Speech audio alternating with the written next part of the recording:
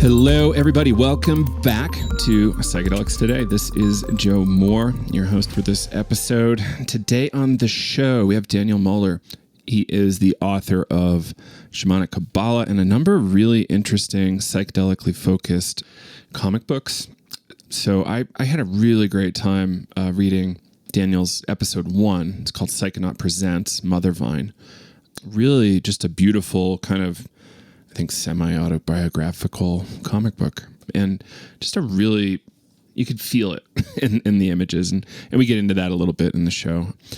And there's a whole bunch of new books available. There's Wachuma or San Pedro Cactus, episode 2 or issue 2. And then I'm just flipping through his website right now. Another one called Dark Medicine. Don't actually know what it is. It looks like it might be ketamine, but pretty sweet.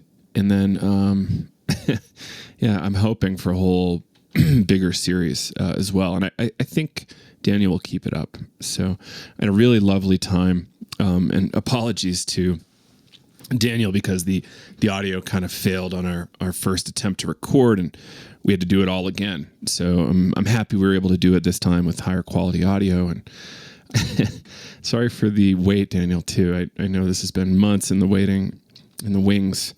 So I hope you all enjoy it. I hope you all scoop these comic books up. They're really, really just a different way, a different type of media that tells the story differently in a more emotional way. And I really dig that. So I hope you all check it out. And the Shamanic Kabbalah one's really interesting too. So if that tickles your fancy, maybe check it out.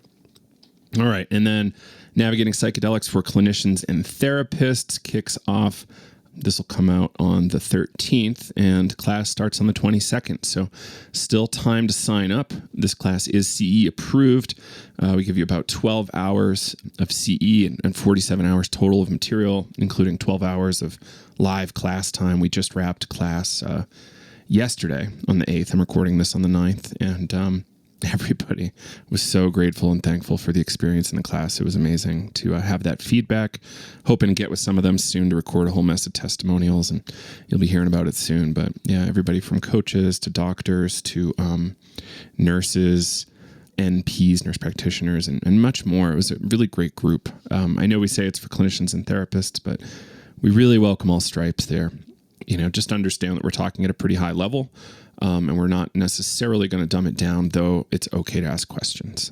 And we have real-time chat outside of class so you can communicate. And even in this last class, students were self-organizing meetups outside of class time to discuss course material, which is really neat.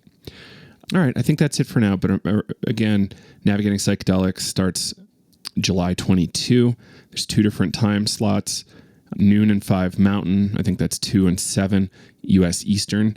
So if that works for you, come on down and check it out. We have folks from all over the world, often a lot of Europeans, English folks, and Australians, and that really helps us understand the global landscape even better. And we've actually been having a whole mess of students from Central and South America, which I'm really digging too.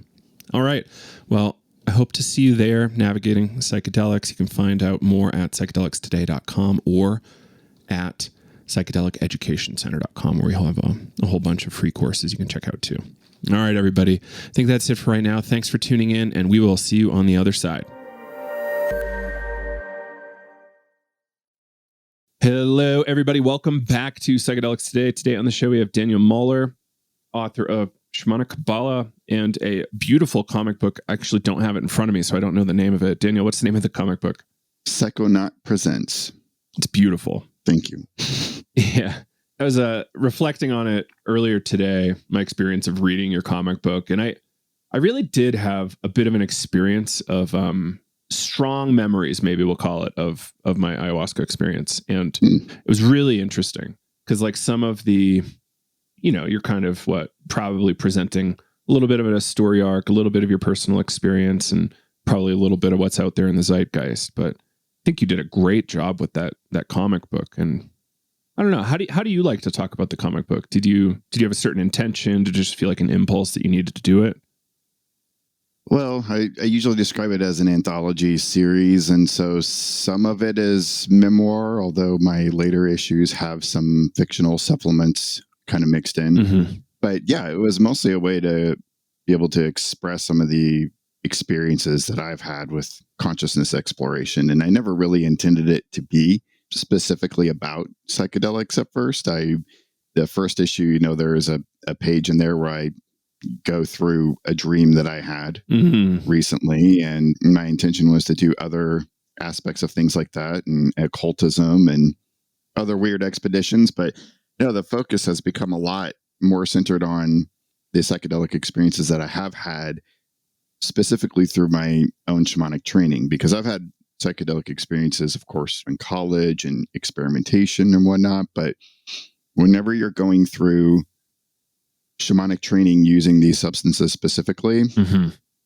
well, there's always a lot to process with any kind of psychoactive experience, but there's definitely a lot that you're supposed to process when you're in training or in some sort of initiatory pathway. So I never really felt like I was able to express through writing my experiences, because there's a whole visual component, but yet there is a heartfelt component in many of these experiences. And I've always had a love for the comic book medium. It's actually the first thing I've always wanted to do, even since I was 5 years old. Just never really had found my knack and never found my alignment with it.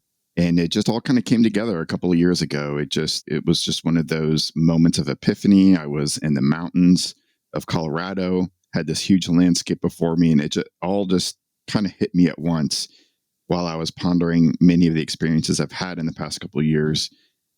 And I just sat down that day and started drawing it, and I haven't stopped since. And it's become very healing for me. It's become definitely a format for me to be able to sort of put into context my own training and how to apply it into my own life. And I don't know if I could get into any practicalities of that sort other than it's just felt, it feels settled within me now, rather than just being this weird experience in the past of, was that a dream? Was it a hallucination? Was it real? And, none of that matters now. I have my own context of meaning, and I'm glad you had the experience that you did reading it, because for those that have had these experiences, I'm hoping to kind of conjure that same level of visceral engagement.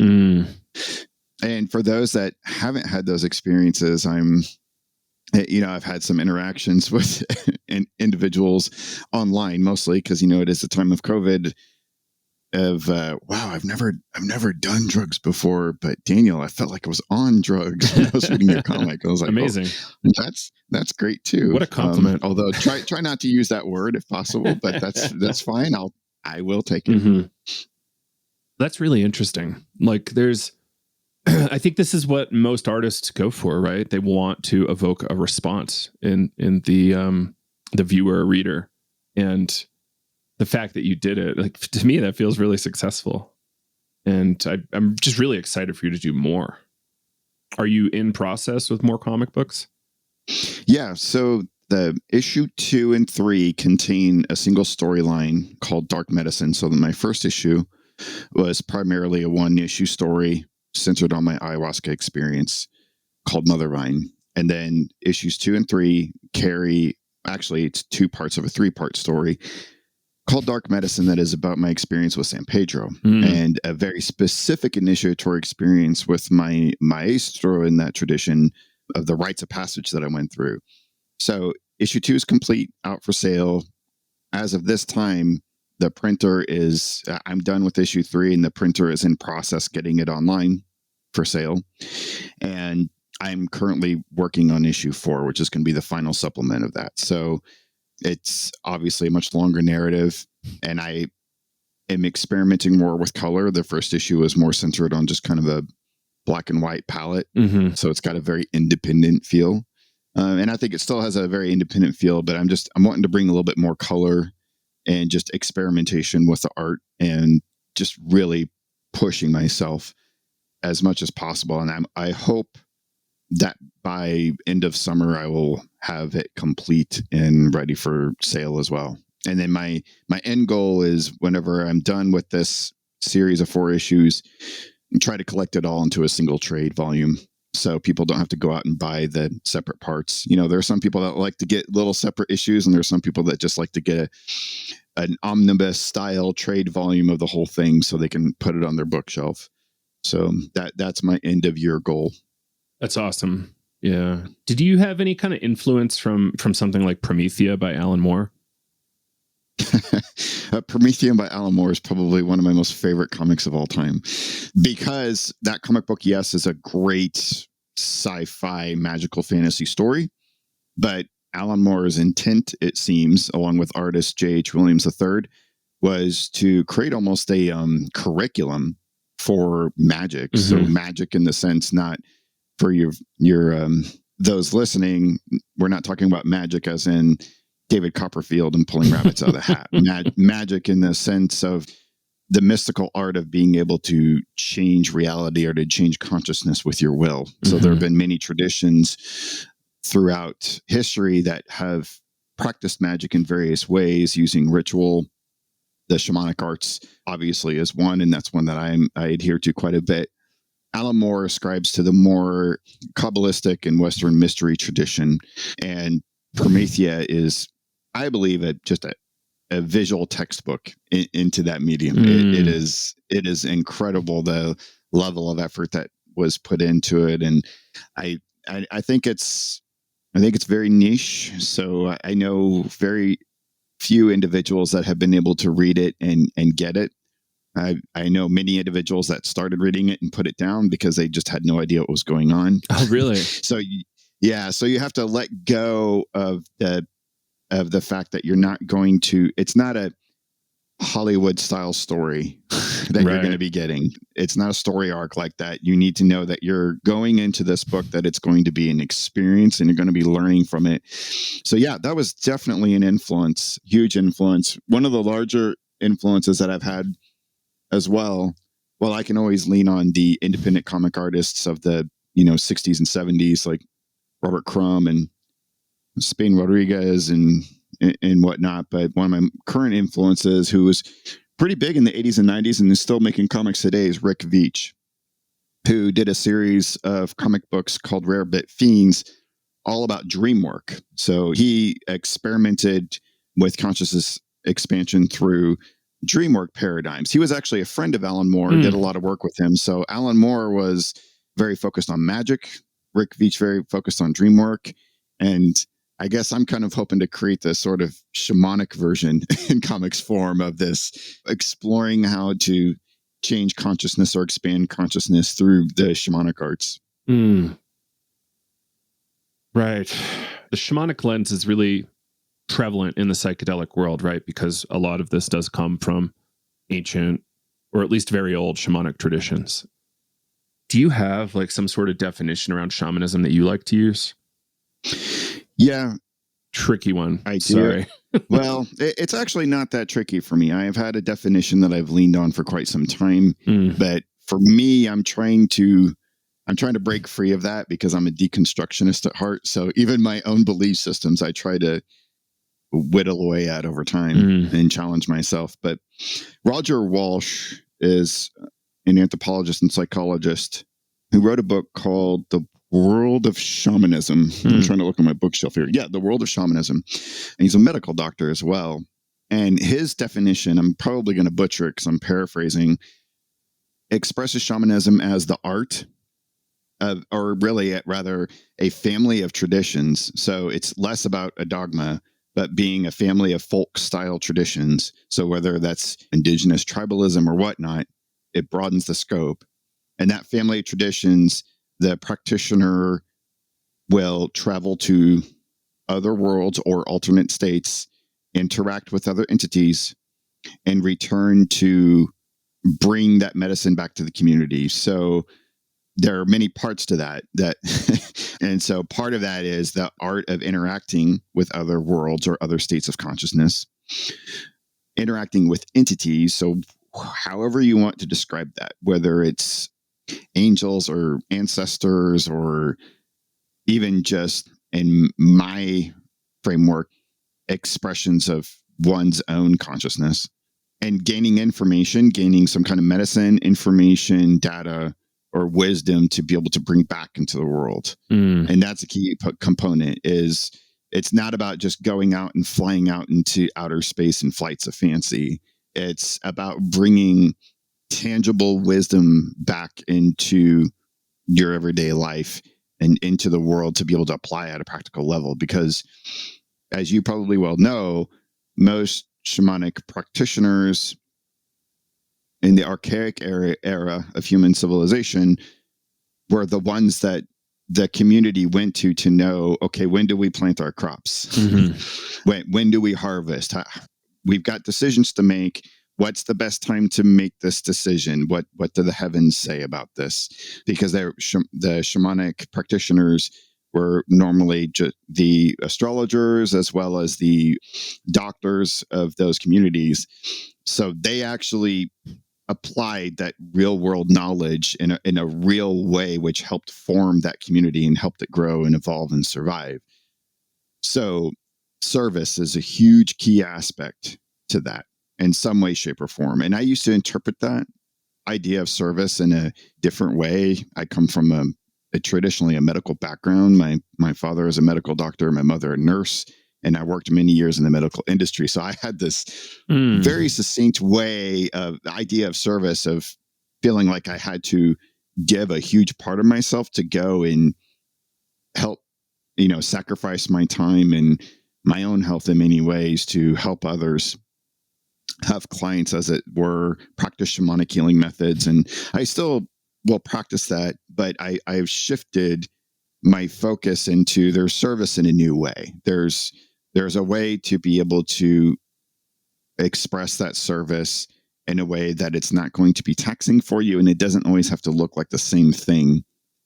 Really, for me, I've grown to understand that really that service to community is whatever your soul came here to do on this planet to express into the world. So if that's working as a nurse or whatnot, that's amazing. If that's working as a volunteer or in politics or in some kind of social program, excellent. For me, it's always been about telling stories and art and writing and expressing this information, expressing my imagination. And I finally have felt that alignment just within the past few years that this is it. This is, in a way, my service, because I'm able to put my full soul into this in such a way that I don't feel drained. I don't feel like I'm taxing any part of myself, and I don't feel challenged in a negative way. It's good to feel challenged in order to improve yourself, of course, but being challenged in such a way that you constantly are feeling defeated at the end of the day is not a good thing. So that's a really long-winded answer, and I apologize about that, but it is hefty because I've actually written a few articles on the term shamanism. There's a lot of controversy surrounding it. I'm involved in a lot of Native American communities here in North America and South America. There's a lot of debate about it, and at the end of the day, my base expression about it is that the term shaman, as it stands today, as all words are, has grown over time, has evolved from other languages, and really you can only take the words as they are expressed in the culture that is right now. We can't control how it evolved from another culture in the past, because originally it came from the Tungus word of the peoples of Siberia to express the sort of witch doctor figure that was in those communities. But it became the word shaman basically just through the bastardization of anthropologists just trying to find a way to express that in English, right? And it's just evolved over time to not even directly refer to that specific culture. It's a very broad term, and it really can apply to any kind of folk healing figure within any tradition. And it doesn't matter what tradition that is. It doesn't have to apply to a religion. And even so, there are Christian shamans, there are Islamic shamans, there's shamans from various type of pagan traditions. So it doesn't have to be locked into this framework of, oh, it's only indigenous tribal peoples that have a shamanic framework, because shamanism is just about that, having that direct experience with the world of soul, and then expressing that, bringing that out into the world in a way that it helps benefit the planet. So there's a lot of controversy around the word, but I've over the years just learned to kind of shun that and and just it's the word we have right now. It's what we're using. I don't particularly think it's been culturally appropriated, so I don't think people really need to worry about that necessarily. And right, because it's such a new word. It's not really a traditional word at all. But I've encountered shamanic peoples in the deep jungles and mountains of Peru that use that word. They've adopted it, and they use that very word, and except they got kind of a Spanish Quechua bent to it. They say shamanes or shaman, but it's being used around the world by many of the very peoples that we're referring to anyway. So. Right. So one thing I often like to do is try to show, like, yes, Europe and the European traditions have had kind of like a tragic influence on the planet in a lot of ways, but they've also been a huge boon. But so what I'm trying to get at is Europe had a fair amount of traditions of its own, perhaps borrowed from elsewhere, as culture does. But it looks a lot like shamanism, like witchcraft, ceremonial magic. Like often this stuff looks a lot like shamanism. And there's a phrase you used in there. Know what I'm getting at. You said something along the lines of, it's about understanding and having some sort of relationship with your soul and doing your best to manifest your soul's purpose on the planet. Something along those lines, which it's kind of a stereotypical kind of like Thelema thing that people might say around, like, we're born, we got to do what we were born to do. And that's our primary objective. And I see some overlap there, though that's kind of more of perhaps personal, maybe for some folks, but for other folks, it's a lot about community and like helping. Sure. Yeah. Any reflections on this kind of European tradition idea? Yeah.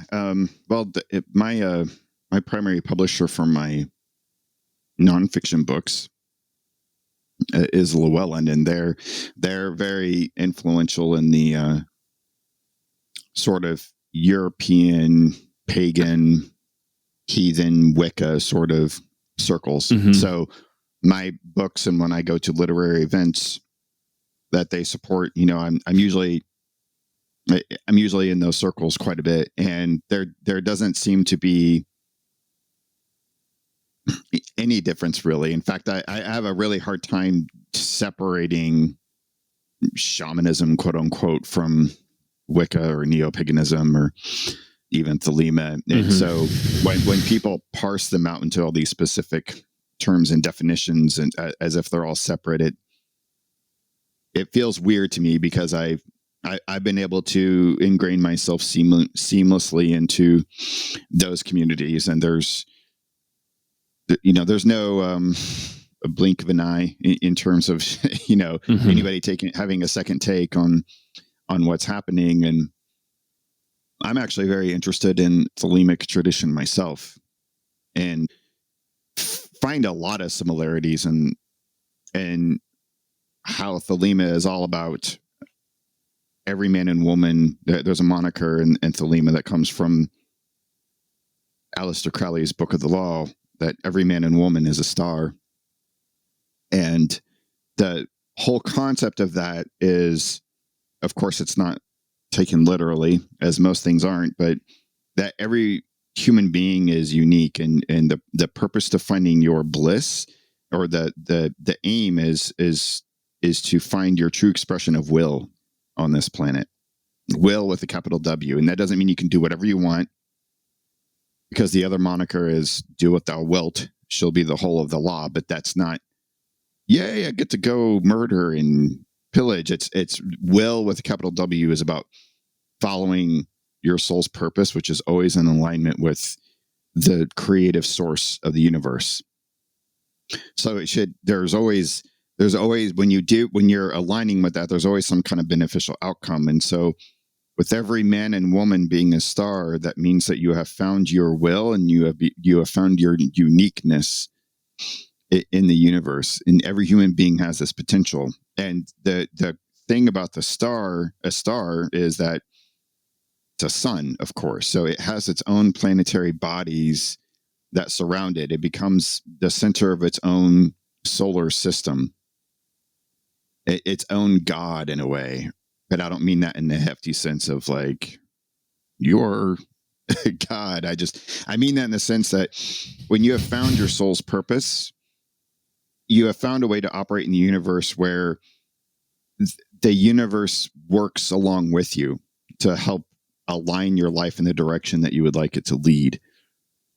And that's not an easy task. It's not as easy as just, well, if you believe it and have positive intentions, I don't actually think there's any true magical formula that gets anybody to that state. I think it's just it's unique to each person, and you have to find your own niche, and you've got to find out what your soul's purpose is. And I think most human beings totally know it. Everybody knows it. It's not about discovering it and looking for it. It's just awakening to that in some shape or form. And until you do that, oftentimes, from my experience personally, and from those that have been my students and people that I've worked with, that life becomes very chaotic, and they're often a victim to the circumstances of their own life. But them becoming their own star is about becoming the center of your own gravity, so that the universe that is swirling around you in that particular system, of course, becomes your satellites, you become the center of gravity, rather you being pulled by something else, by someone else's gravity or some other circumstance's gravity. And I don't mean that in any manipulative way at all, right? It's not about you manipulating things around you to make things work for you. It's a soul alignment. It's about maintaining a masterful flow of understanding your place in the scheme of your own life. So if you're, I have a friend of mine who actually was one of my teachers in the Kabbalistic tradition, and he had met the Dalai Lama one time and got the privilege of sitting down and having a conversation with him. And I can't remember what the question was, but so we're going on this trend here around like East and West, and like how shamanism is kind of universal, not excluding Europe. Yeah, no. Well, I mean, I didn't remember what he asked the Dalai Lama is what I meant. Oh, sorry. But the answer the Dalai Lama gave him, which has always stuck with me, was every human being has a flow, and you have to discover what your flow is in the universe and just go with that current as if it's a river or a wind current. You flow with it like a sailor or a surfer. And those that try to resist their flow will only meet the massive amount of resistance in their life. So I know it is not within my flow that I'm going to be a millionaire or a billionaire. So why would I ever try to get that because I have a desire for it or a need for it? Like, that's not in the cards for me. Right. And I know that because sure, I have this greedy need of wanting to be a millionaire, but is whenever I tap into that, is that anything that, do things start falling into place for me? Does it become easy?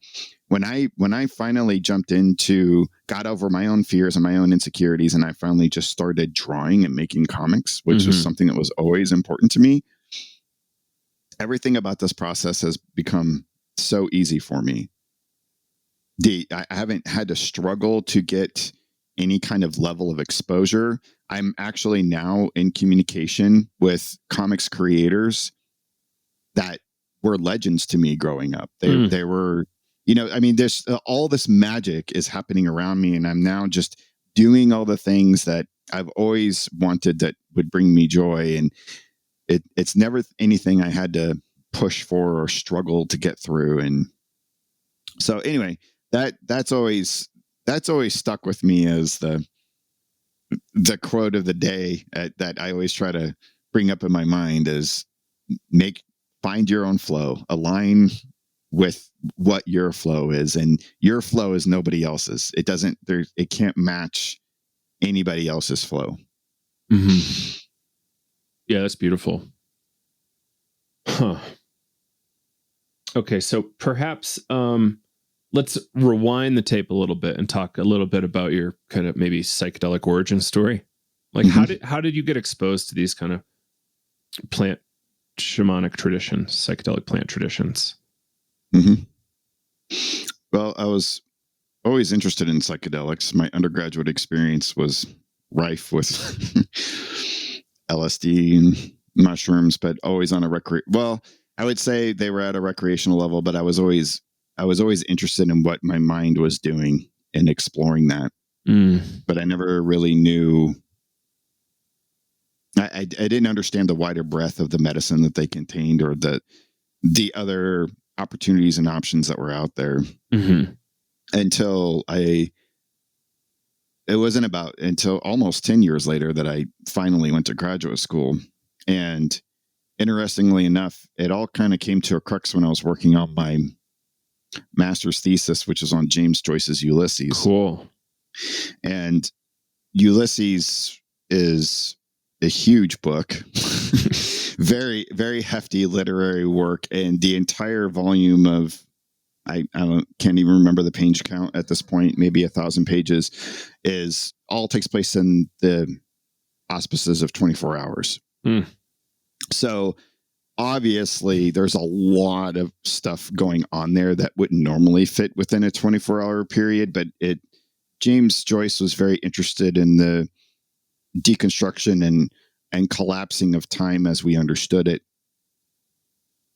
from a Western context, from this like linear perspective, and really was hearkening back to kind of an indigenous framework of time, which is very circular and runs in cycles. And so I was doing different bits of research tapping into that sort of idea, and I stumbled across Terence McKenna and his time wave zero theory. And that I didn't know who he was at the time. And I stumbled across Archaic Revival.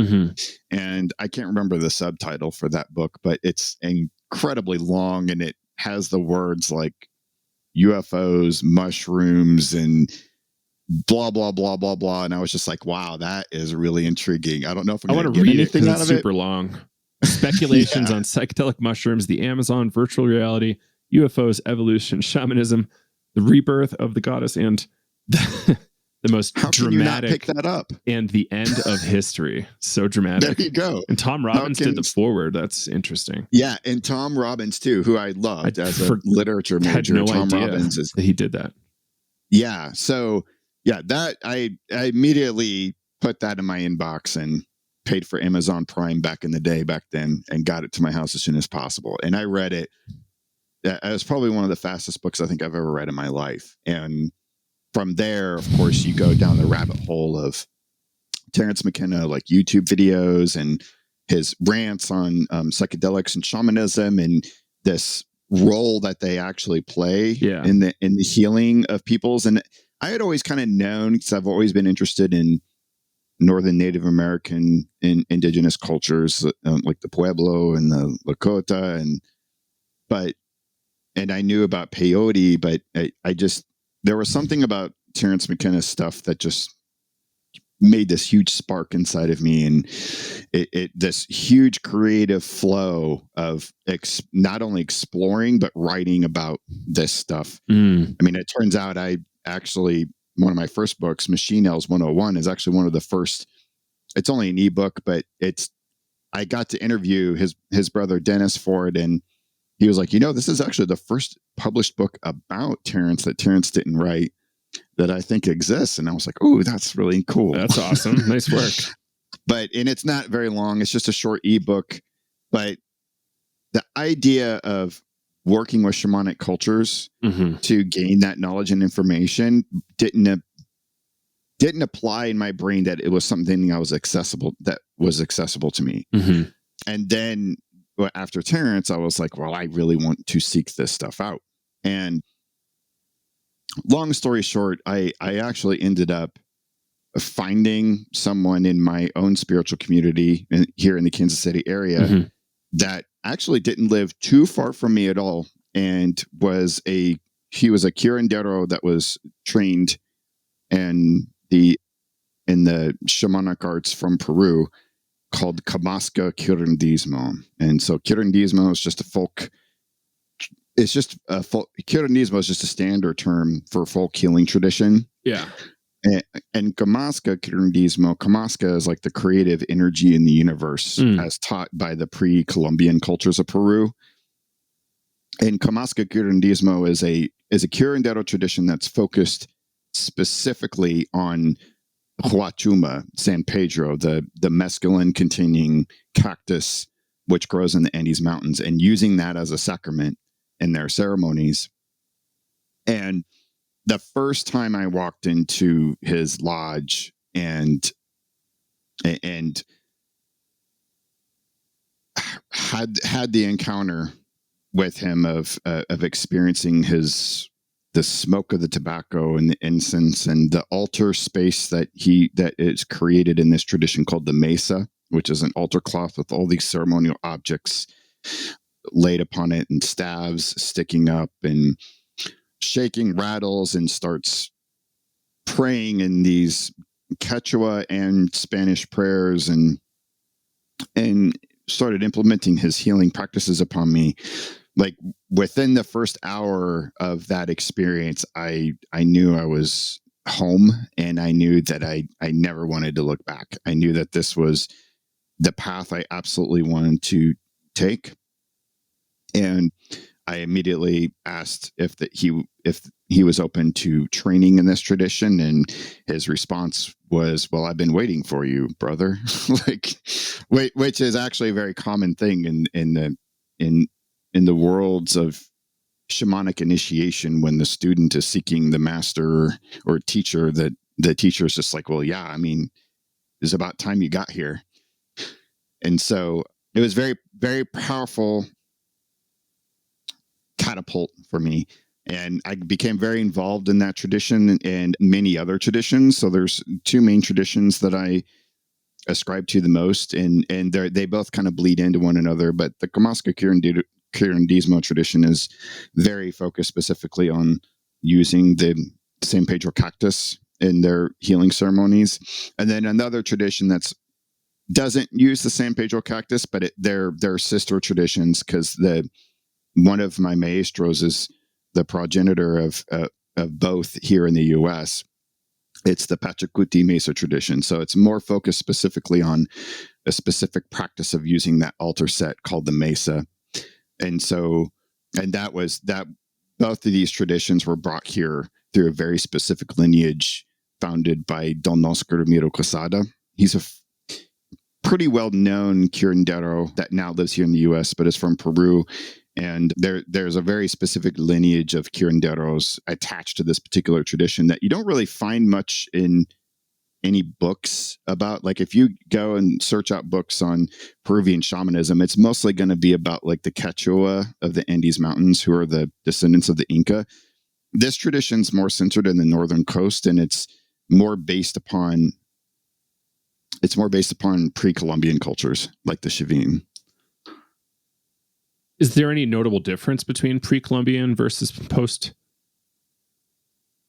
Yes, huge difference. So, well, there's a difference and there's a little bit of the same. So what I love about curandismo is that it's become very syncretic. So many people know voodoo, right? Or at least from Hollywood, they know voodoo. Sure. But if you look at the practices of voodoo, they they have an indigenous base in Haitian and African traditions, but they have a blending of Christian-based iconography and deities that are wrapped within it, that are interwoven. And Curandismo was no different. So when the Spanish invaded South America, there was a struggle, of course, over time with the Inca civilization at the time, but over the centuries, the healers of these traditions knew in their wisdom that in order to keep their traditions alive, they would have to be sneaky about it, and that these traditions would have to evolve and grow in order to survive. So they very quickly learned to start adopting the Catholic iconography and saints as a part of their own ideology and healing and ceremonial rites. So when I speak of the San Pedro cactus, that's obviously a Catholic term. San Pedro is Saint Peter, who is the keeper to the keys of heaven. The curandero traditions had no problem using that term for this particular medicine, which the original name is called Rachuma, and we still refer to it as that as well. But this medicine is like gaining the keys to the heaven itself. It's like you are opening a gateway to the other worlds. And so the curanderos were like, well, of course, obviously that, and if you attend a ceremonial mesada in the Northern Coastal Curandero tradition, we use Catholic prayers very often. I have Quechua prayers that I use as well, but the Lord's Prayer is used very commonly. Praying to Jesus and Magdalene is very common. And in most curanderos too, if you went to them and said, are you what's your religion? Are you pagan or are you polytheist or whatever? And they would say, I'm Catholic. What are you talking about? And that because they grow up Catholic, and it's just become a part of their worldview. Huh. And it's interesting because you can see how beautifully the traditions in Peru have survived and become such a part of the culture because they've just learned to adapt and grow over time. And then you can see other traditions in other areas of the world where the communities have refused to change their worldview and had tried to create walls around their particular religious paradigm. And there's always a lot of conflict and resistance there. There's always some sort of chaotic nature in those communities, in the way that they, it becomes very fundamentalist because they're very protective of keeping things the way they've been for hundreds or thousands of years.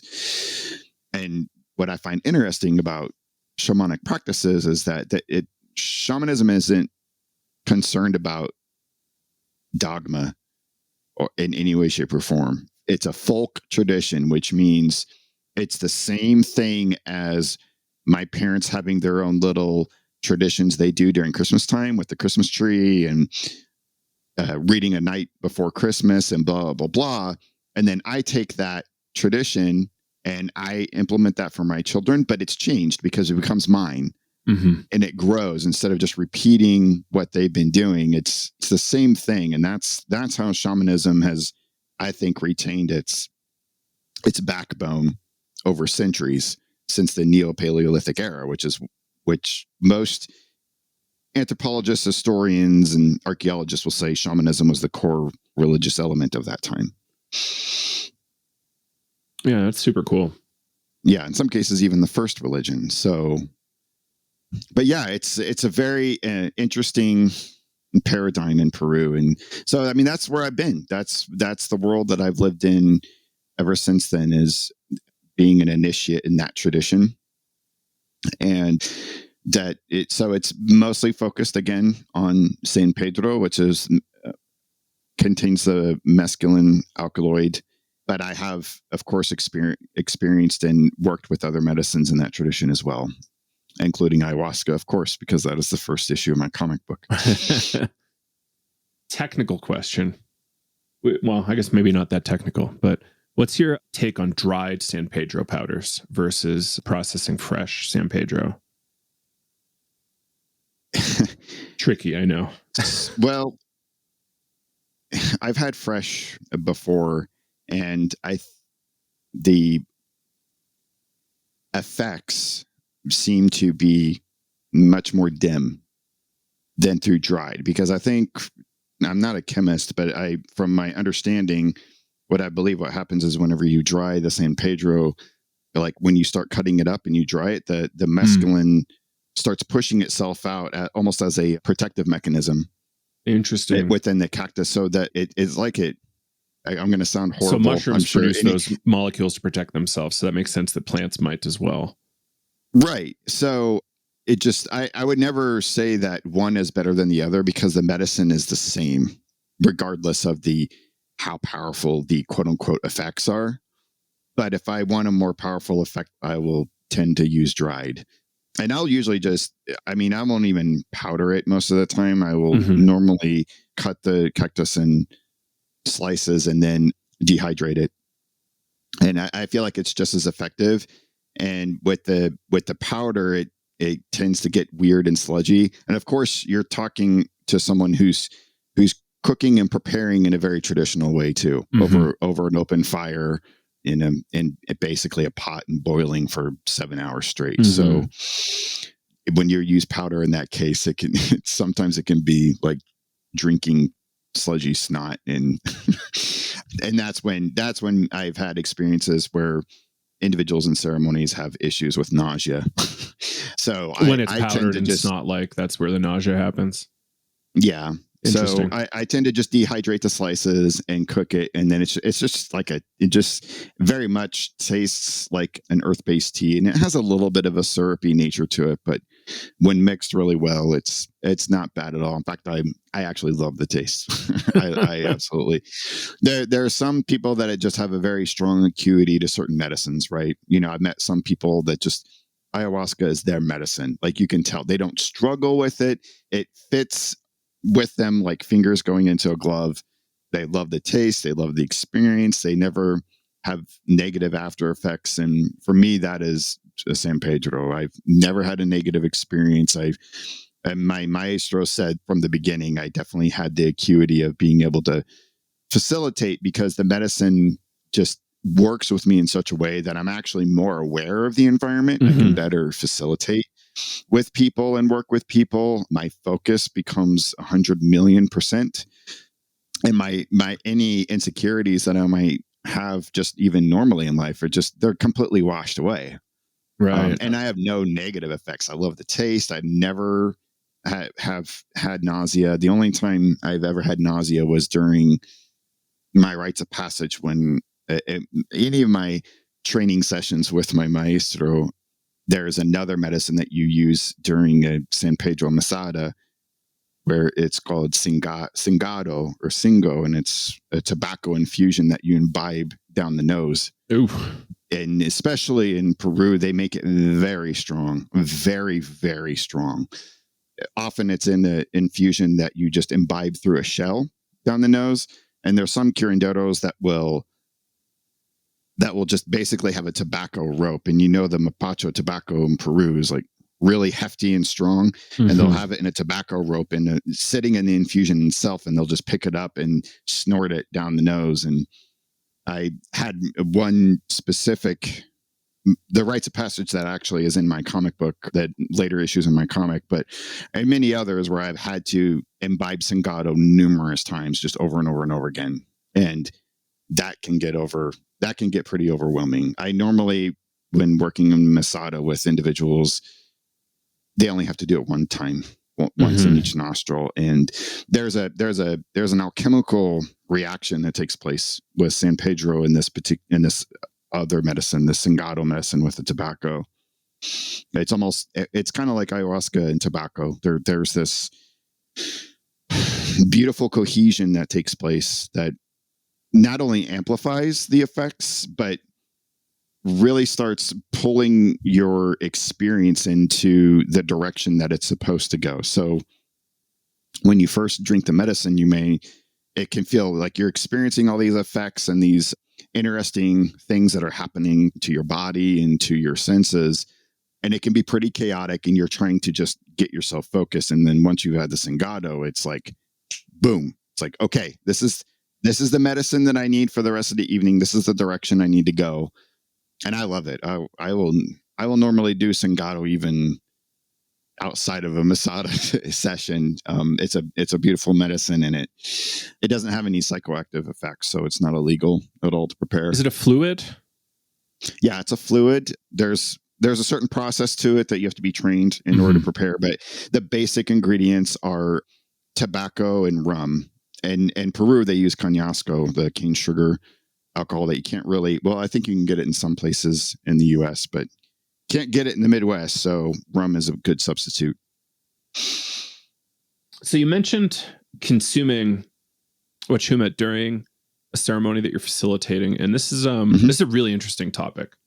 So I think if you're kind of explicitly saying you're doing shamanism, I feel like you're kind of more justified in doing this than perhaps folks that are doing clinical work in perhaps like a less magical setting.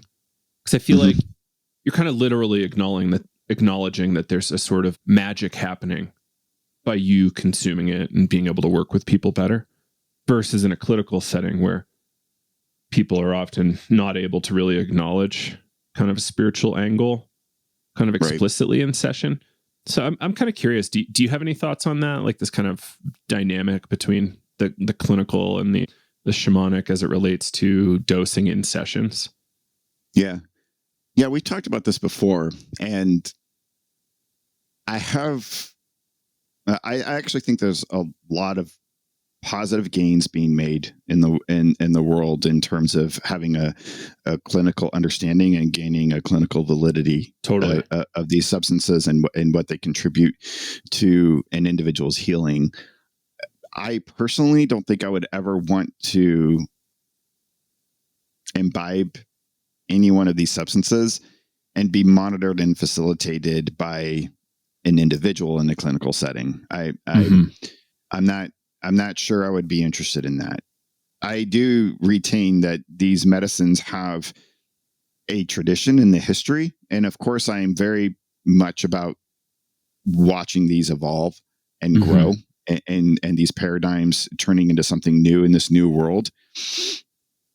But I do think there is a magic that happens. I think that these medicines have a consciousness to them, that a vital component of shamanism is that everything has a consciousness. Everything is alive, and especially these medicines. They're not tools. Some people will refer to these as shamanic tools, and absolutely that would be like referring to my wife as a tool, or to you as a tool in this conversation. That you are a consciousness and I am a consciousness. We are two people participating in an experience together, and that's what these medicines are.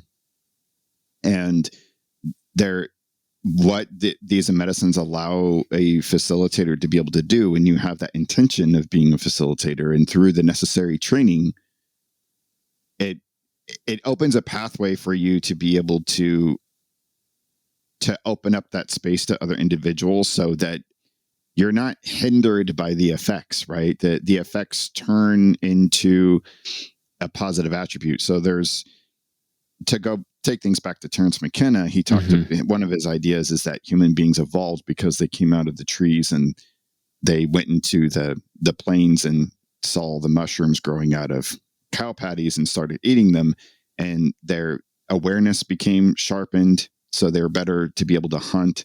Their visual acuity was sharpened, which these are all effects of psilocybin that are logged, that are they're observed effects, most definitely. And so many of these other medicines, it's very similar.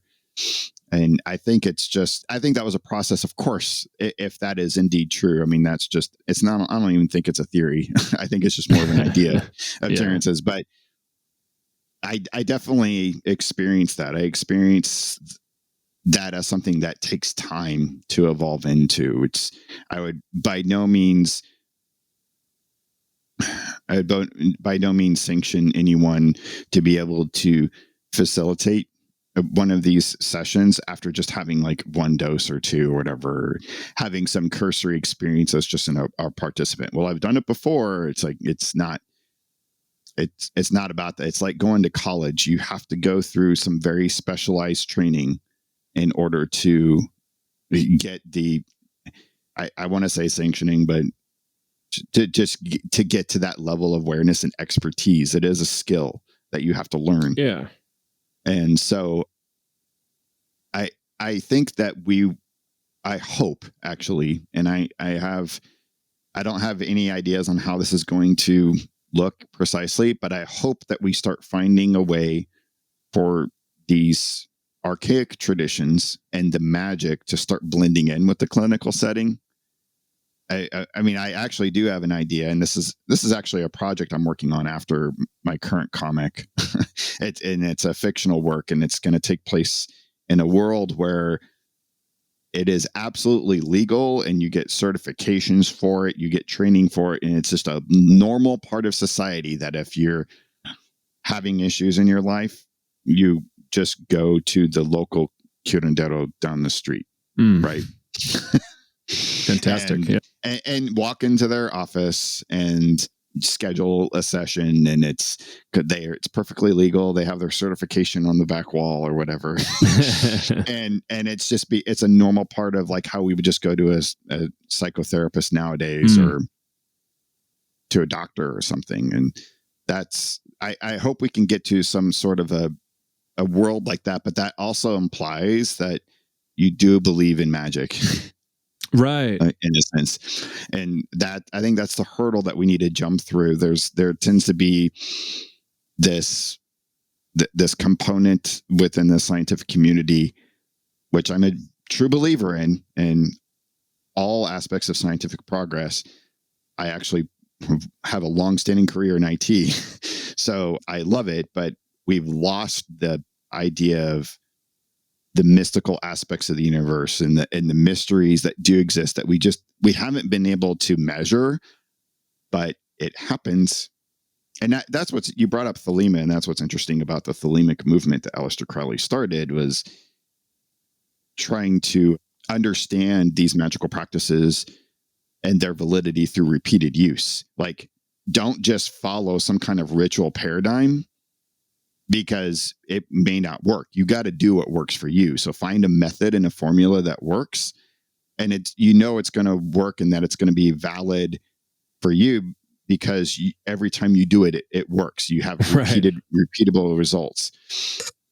And that's kind of what I've found with my own flow, right? And that's why I said there's no true formula that just anybody could follow. And I think that's where we get hung up about it is, the scientific method is about finding a repeatable formula, but in the magical arts, it's about an individualistic formula per person, per the star that you are.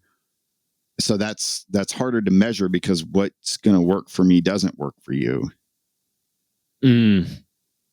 But I hope we get there. I hope we can get to a place where the scientific community is more open to the magical aspects of existence, and that some of the indigenous communities are more open to advances in science. I mean, I think it's just like the pre-Columbian cultures and then the Catholic invasion, it's like not one or the other survived as it was. It had to be blended into something new, into something different. Mm-hmm. So we definitely need to be open to that.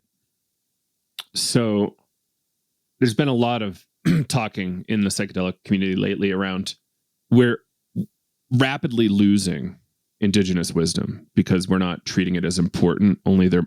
One perspective is only their molecules are important or their plants are important because we can make money from them. It's like easy to understand. It fits into our scientific paradigm. But realistically, we do need to be looking at this and documenting it and learning from them because there's a lot being lost. And one angle, one another line, just the Crowley's just full of, one-liners. The method he was the original meme. Totally. Like the method of, what was it, aim of religion, the method of science or something like that, or inverted. Yes. Like this came to mind. I'm like, okay, like why can't we do systematic research on these people. And, I think a lot of scientists are like, oh, we did this in the 80s with all those Russian psychics and like reducing these longstanding traditions to what was going on with Russian psychics, some of whom were scumbags, some of whom were telling the truth. And it's it wouldn't be hard, right? Like we get the same batch of San Pedro, dice it up for 40 people, 20 persons in clinic with therapists, and then 20 persons with shamans. And let's see what the results look like. Not very hard, not very expensive relative to the scale at which MAPS is doing this. Yeah, I think people are just going to have to, on both sides, are going to have to be open to it. And I'm not sure how much some of the remaining shamanic elders would be open to being a part of something like that, just because of the, we have to deal with that contention, that colonial contention of the Western world against the indigenous mindset. Mm-hmm. But I think we've had gains. I mean, I think it's going to be slow. I think Rick Strassman's work was definitely a step in the right direction. Mm-hmm. Meaning that he discussed entities at length. Yes. And, he definitely was able to show, and in his research, look, every single person in this study had these almost the exact same type of experience. Mm-hmm. And then he really kind of dove in and exposed that spiritual aspect to the medicine as well, and trying to relate it to alchemy and other aspects of our historical knowledge, where philosophers and other people have alluded to these sorts of things. We may have just understood it as some kind of like weird arcane symbolism, but maybe it's not. Maybe there's something more there. Jeremy Narby's done a lot of really interesting work, I think. You should look into the work. That haven't read Cosmic Serpent, you really should. But go ahead, sorry. Oh yeah, Cosmic Serpent is an incredible work. Well, as interested in magic as you are, you need to take a look into Alan Chapman if you haven't already. Sounds familiar. He wrote a book called Advanced Magic for Beginners. And what's great is that this book, it just has a plain cover with a single picture of a picture of a single grenade just sitting in the middle of this like blank canvas of this like off yellow. It's just really weird, and it's a very small book, but he comes from a line of chaos magic, and chaos magic is where, especially in the latter half of the 20th century, that these string of magicians from the Western mystery tradition really tried to kind of take out the elements of ritual and deity worship and things like that didn't work for them. And they kind of came out of the whole like Robert Anton Wilson hippie Discordian movement and things like that, and just wanted to parse magic down to its basic elements. Like, what is it that we're actually doing here? Mm-hmm. We're trying to change consciousness. Okay. How do we do that? Like what repeatable way that can we do that, where we can just give like a basic framework, and then from there every human being experiment and find out truly what works for the individual. And there's been a lot of literature in that particular lineage over the decades, but I think this book you should check out because it's simple, it's easy, and I really think he's got that repeatable formula down. Interesting. Yeah. And like something perhaps slightly more dangerous from my perspective, something like John Dee's Enochian magic from Queen Elizabeth's court, like that is highly repeatable. It's a little technical, but it's not that hard, and the results are pretty freaking crazy strong. So what does that mean? That we can recreate these extraordinary states with not much effort, I guess, relative. We're not engineering a whole new car. Yeah, there's a lot there. And I just think we should be looking at this. It's outside the scope of our biomedical model. So thus people aren't that curious. I'm super interested in holotropic breathwork. Doesn't fit into the drug pharma model really. So, and it's not that profitable. So there's not much research in it. It seems like a really complicated situation we're in. We'll figure something out, but it's going to take a little time, maybe. Groff's. Stanislav Grof, holotropic breathwork. Yeah, he's the pioneering LSD psychotherapy researcher. Yep. Yep. Yeah. He definitely set up a repeated model of the visionary experience, which maps directly to like Joseph Campbell's hero paradigm, monomyth paradigm of, having this break away from the world of the mundane into the underworld and having a death experience and rising back up to the community to bring that wisdom back to the community. And it's the same cycle. It's the same repeatable item as we've been discussing. So very interesting. Mm-hmm. Absolutely. Yeah. Go ahead. No, I was just kind of thinking on John Dee and all of these other systems that you were discussing. And I think that it's just when you talk science, people want the same result no matter what. And I don't think I do know that there are many scientific studies out there, even studies that surround scientific law. And I can't think of any specific examples where there are variances in results. So I don't know why our culture has they have leeway for that, but there's no leeway for these mystical paradigms. Because if you performed John Dee's ritual magic and I did the exact same thing, we would have a similar experience, but there would still be enough of a variance that it would still be very individualized. Mm-hmm. And so having a strong understanding of that kind of daimonic world of soul, by daimonic, I don't mean demon or whatnot. That by daimon, I mean like the original Greek paradigm, which was like an intermediary. It's like this intermediary, either entity or realm between the world of the quote real and the world of the unreal, or between the noumenal and the phenomenal. And that world is always going to be ambiguous. That's the nature of that world. That's one aspect that I have experienced in my own shamanic training, and from those that, especially those of a Western brain, that are trying to get into that world, that have the hardest time with, of like, okay, so this is how things are. This is your definition of what the spirit world is. There are these entities, there are these things. And then thinking that everything stays within that particular definition, like you could just refer to it like a dictionary in your own mind. But that's not the way that world works. Right. That world will always find a way to be subversive to common reality. It's like the whole adage of like, well, you're never going to quite get that clear picture of a UFO or a clear picture of a ghost or the Loch Ness monster. Like, they're always going to be on the edges of reality and prevent you from getting that full image or that full experience. And that's the way these mystical realms are. Some people call these realms the edge realms, because they're always on like the horizon of our full sensory perception. So you have to learn to deal with that and know that nothing is real and everything is permitted, to quote Robert Anton Wilson.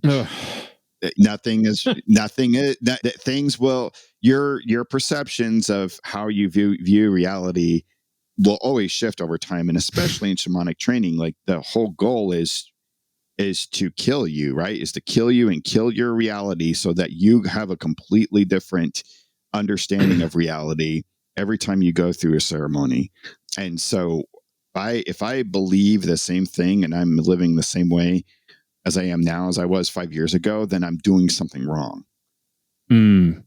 So, and I just think in order for us to get to that place, I think human culture itself is just going to have to evolve and understand that it's not as easy as being black and white. We're experiencing this in our political culture right now. It's just, there's no nuance to anything. It's just, you're either on this side or that, and and you can't be anywhere in the middle or over here or over there. It's everybody's just everybody has to put something in this one particular defined bucket.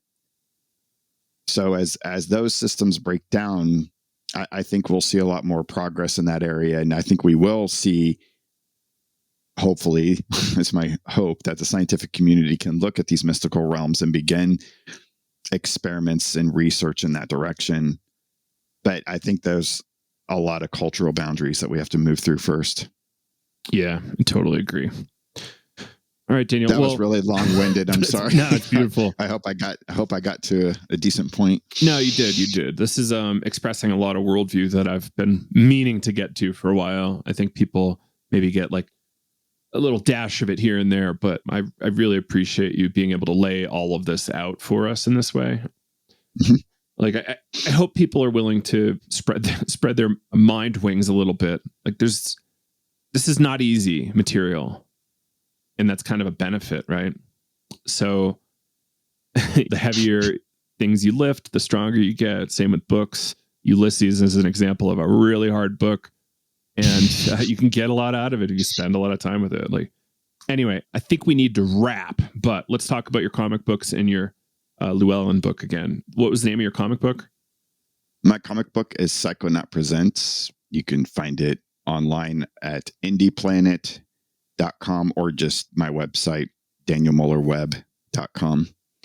And my book, Shamanic Kabbalah, which blends shamanic practice with Judaic mystical practices known as Kabbalah, is from Llewellyn. You can find that at Llewellyn's website, Llewellyn Worldwide Publishing. And stay tuned, because I'm actually in works on my next book for Llewellyn coming out soon. And I'm hoping to focus a little bit more on some of the Kirin practices that we've been talking about. So that is in process right now, as well as trying to finish off this comic book series. So a lot going on. That's fantastic, Daniel. All right, Daniel Moller, until next time, thanks a lot. Can't wait to have you on again to talk about your next book. Excellent. Thank you, Joe. And there you have it, everybody. Daniel Moller, author of Shamanic Kabbalah and all of these beautiful comics. I really just appreciate them. The Psychonaut Presents series, Mother Vine, is primarily what we were talking about. And if you can handle comic books, or even want to just step into a slightly different frame and way of thinking about this, the material really does kick. It works, and it's beautiful, really beautiful artist. So you can check his website out at danielmollerweb.com, DANIELMOLER web.com. And yeah, looking forward to talking to Daniel more. So, all right. Again, if you want to support us, check out our courses, Navigating Psychedelics on July 22. You can learn more at psychedeliceducationcenter.com. patreon.com/psychedelics day. You can leave a monthly donation as low as $2 a month, and that helps a lot. And if you're feeling a little broke, it's okay. Maybe just share with some friends. Leave us a review on Facebook, iTunes, wherever. And check out some of our free classes at psychedeliceducationcenter.com. All right, everybody. You have a great rest of your week, and we'll see you in a few more days on Friday. Take care, everybody. Bye-bye.